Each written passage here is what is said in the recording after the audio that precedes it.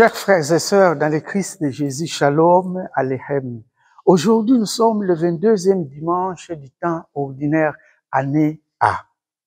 L'évangile d'aujourd'hui fait suite de l'évangile de la fois passée. Jésus est à Césarée de Philippe, plus au sud, l'est Liban en haut. Jésus descend comme s'il descend encore vers le lac de Génézareth. Jésus s'arrête à Césarée de Philippe. Il demande à ses apôtres, au dire des gens, qui suis-je? Ah, tu es Jérémie, tu es Élie. D'autres disent que tu es Jean le Baptiste. Et vous, que dites-vous? Pierre prit la parole, tu es le Messie, le Fils du Dieu vivant. Et Jésus qui va louer Pierre, Pierre, fils de Jonas. C'est mon Père qui t'a inspiré cela. Ah, voilà. Ça, c'est Pierre qui donne la bonne parole. Et quand Jésus a vu que Pierre a donné une bonne réponse, Jésus voit que ses apôtres ont compris quelle est sa mission. Il est venu faire quoi? Et Jésus commence à parler de cœur à ses apôtres. Mais vous savez, le Fils de l'homme va souffrir. Il sera crucifié. Il sera rejeté par les anciens. Il sera abandonné. Mais quand Pierre a appris cela, quand les apôtres ont appris cela, ils étaient tristes. Pierre prend Jésus à part. Il dit, Seigneur, il supplie le Seigneur, Seigneur, que cela ne t'arrive pas. Surtout pas. Nous avons tout quitté. Nous avons tout abandonné pour te suivre. Mais tu vas mourir. Tu vas nous laisser. Que cela ne t'arrive pas. Jésus prend Pierre à part, il les ramène vers les autres. Derrière moi, Satan. Derrière moi, Satan. Et il continue, c'est lui qui veut me suivre, qu'il prenne sa croix, qu'il me suive. Voilà. Chers frères et sœurs, la réaction de Pierre nous intéresse et nous interpelle en fait. Pierre, qui hier qu'on a loué, Pierre, fils de Jonas, c'est mon Père qui t'a inspiré. Aujourd'hui même, sa parole vient de Satan. Derrière moi, Satan. C'est la réalité de notre vie chrétienne, chers frères et sœurs.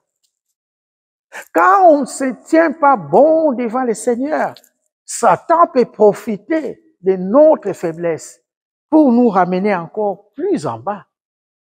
Derrière moi, Satan, Jésus dira à Pierre. Et dans la première lecture qui est tirée du livre de Jérémie, on voit Jérémie qui dit, Seigneur, tu m'as séduit et je me suis laissé séduire, m'as terrassé. Tu m'as séduit. Mais il va encore plus loin.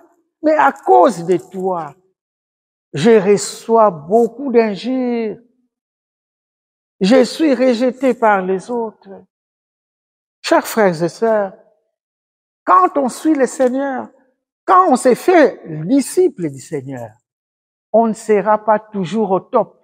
Il y a des hauts et des bas. C'est ça la réalité de la vie. Et c'est ça la vie chrétienne, les hauts et les bas. Mais nous devons toujours tenir fort. Et c'est ça qui va nous dire cette parole. Je vous exhorte donc, frères, par la tendresse de Dieu, à lui présenter votre corps et votre personne tout entière. Par la tendresse de Dieu, présentez à Dieu notre corps, notre personne tout entière. Ah oui, quand c'est Dieu qui contrôle notre vie, chers frères et sœurs, on ne peut pas craindre le diable, on ne peut pas craindre Satan, car Dieu est toujours le plus fort. Seigneur, tu m'as séduit, tu as été le plus fort. Ainsi même, j'aime bien ces chants. Seigneur, tu m'as séduit et je me suis laissé séduire. Voilà, je me suis laissé séduire. Chers frères et sœurs, être disciple du Christ, dans notre monde d'aujourd'hui, il faut être prêt à tout.